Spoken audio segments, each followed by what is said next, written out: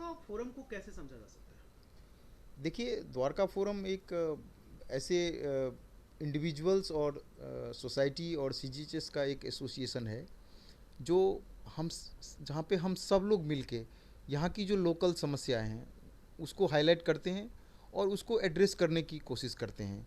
वो चाहे किसी ऑफिसर्स के पास जाने से हो या जो पॉलिटिकल हमारे जो चुने हुए प्रतिनिधि हैं उनके पास जाके हो।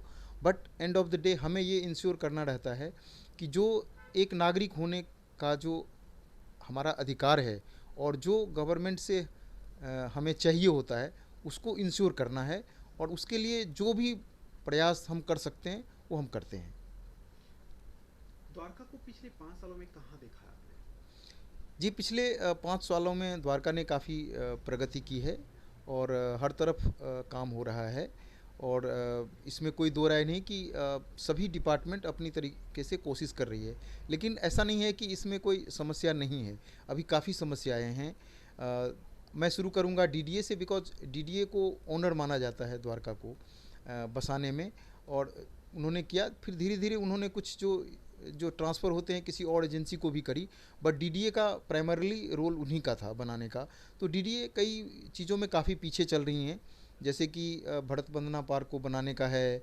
काफ़ी स्पोर्ट्स कॉम्प्लेक्स जो हैं अभी काफ़ी प्रोजेक्ट जो अधूरे हैं, कई जगह शुरू भी नहीं हुआ है।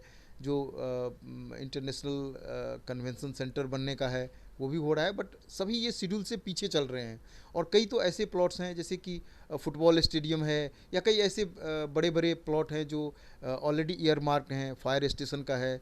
ये सब चीज़ें नहीं हो पा रही हैं। लेकिन एट द सेम टाइम जब जो चीज़ एमसीडी को हैंड ओवर हुआ तो उसमें भी कई पार्क्स हैं जिसकी मेंटेनेंस काफ़ी पुअर है। अब वो डीडीए ये कह के जान छुड़ाना चाहती है कि हमने तो उनको हैंड ओवर कर दिया, लेकिन उनको ये समझना चाहिए कि end of the day real owner आप ही हैं। और आपको आज भी इंश्योर करना चाहिए, चाहे एमसीडी से आपको बात करनी पड़े करिए, लेकिन इंश्योर करिए कि वो काम भी हो जाए। हाँ, रही बात तक जहाँ तक कि एमसीडी की बात है, तो एमसीडी में काफ़ी चीज़ें जो है वो चल तो रही हैं, लेकिन उनका जो विज़न है वो मुझे लगता है काफ़ी कम तरीके से वो देख रहे हैं उसको। इसको थोड़ी सी बृहद तरीके से इसका व्यू, जो प्रैग्मेटिक व्यू अपनाने की ज़रूरत है। साफ़ सफाई तो एक बात है, बट आगे सॉलिड वेस्ट मैनेजमेंट कैसे हो, जो सेग्रीगेशन है वेस्ट का वो कैसे हो, जो हार्वेस्ट वाटर हार्वेस्टिंग सिस्टम है उसका रखरखाव कैसे हो, ताकि इसके बड़े दूरगामी परिणाम होते हैं।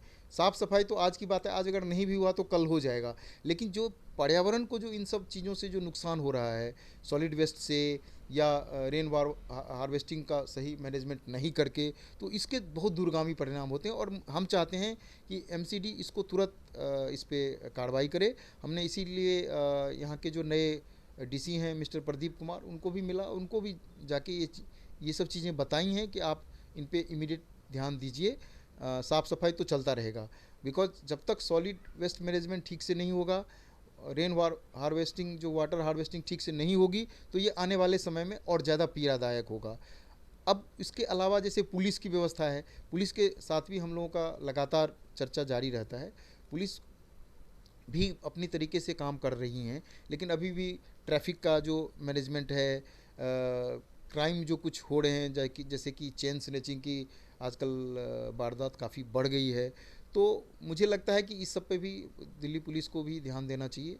और चाहे लोगों को इन्वॉल्व करके हो, चाहे जैसे भी हो, बट इसको चेक करना बहुत ज़रूरी है।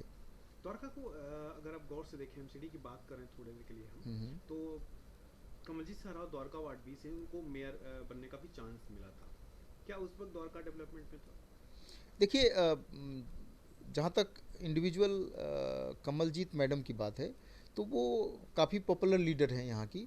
और आप ये अप्रोचेबल हैं, आप जब भी उनको अप्रोच करेंगे तो वो आपके साथ आएंगे, खड़े होंगे और करने की कोशिश करेंगे। अब रही बात कि सब कुछ हो गया क्या, तो ये तो मैं नहीं कह सकता कि सब कुछ हो गया, बिकॉज एमसीडी की अपनी मजबूरियां हैं। कई बार वो खुद भी बताती रहती हैं कि भाई फंड की प्रॉब्लम है, तो जो और भी प्रोजेक्ट होने चाहिए वो नहीं हो पा रहे हैं। बट अगर उनकी एज एन इंडिविजुअल बात करें, एज एन इंडिविजुअल काउंसलर बात करें, तो उनका रवैया जो बड़ा प्रोएक्टिव रहता है। बैठे नेक्स्ट 5 साल में द्वारका किया। देखिए, हम उम्मीद करते हैं कि जैसा मैंने आपको पहले भी बताया कि जो चीज़ें जो प्रोजेक्ट काफ़ी विलंब से चल रहा है उस पर जितनी जल्दी कार्रवाई हो, उसको जितना जल्दी कंप्लीट हो वो पूरा किया जाए। लेकिन आने वाले समय में द्वारका के लिए हम चाहते हैं कि जो हॉस्पिटल बना है ये हॉस्पिटल भी फुल स्विंग में चले, यहाँ से लोगों को राहत मिले। लेकिन अभी जो जो मेजर चैलेंजेस आ रहे हैं द्वारका के लिए वो है एंट्री एग्जिट और यहाँ की इंटरनल जो रोड मैनेजमेंट है, ट्रैफिक मैनेजमेंट है। बिकॉज आप देखेंगे कि सुबह से जब भी पीक आवर होता है, सुबह को यहाँ से निकलते समय और शाम को यहाँ एंटर करते समय जो पालम फ्लाईओवर पे नज़ारा होता है वो आप कभी भी देख लें, किसी से भी बात कर लें, वो काफ़ी भयावह है, मैं कहूँगा भयानक है रेदर। तो वहाँ से पास करना अपने आप में एक इतना चुनौती भरा कार्य है कि आदमी सोचता है क्या करूँ। ठीक है, तो उसको एड्रेस करने की ज़रूरत है। इसके अलावा जो हमारे सिग्नल्स फ्री रेड लाइट कैसे बने, रेड लाइट को हटा के हम इसको सिग्नल फ्री कैसे करें, राउंड अबाउट कैसे डेवलप करें, यहाँ पे पार्किंग की कैसी व्यवस्था हो। बिकॉज कोई भी मल्टी लेवल पार्किंग, जबकि स्पेस काफ़ी पड़ा हुआ है, कुछ नहीं हो पा रहा है, तो काफ़ी पार्किंग की भी समस्या आती है। बिकॉज लोग जाएँ मार्केट में तो सामान खरीदने की तो गाड़ी कहाँ खड़ी करें। तो ये सब समस्याएँ हैं जिसको इमीडिएटली ध्यान देने की ज़रूरत है। और मैं समझता हूँ कि आने वाले 5 सालों में इन सब चीज़ों पे लोग ज़रूर ध्यान देंगे, जो भी कंसर्न ऑफिसर्स हैं। एज ए फोरम हम लोग ज़रूर समय समय पे इन सबको स्मरण कराते रहेंगे कि ये आप ही का काम है और ये होना चाहिए।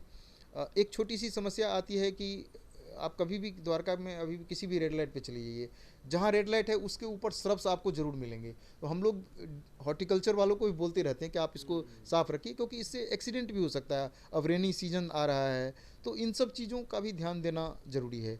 और मैं समझता हूँ, मैं उम्मीद करता हूँ और हम लोग इसके लिए मतलब कोई भी कहते हैं कि कोई भी प्रयास नहीं छोड़ेंगे जस्ट टू इंश्योर कि ये सभी चीज़ें हो जाएं अगले 5 साल में। Thank you sir. Thank you.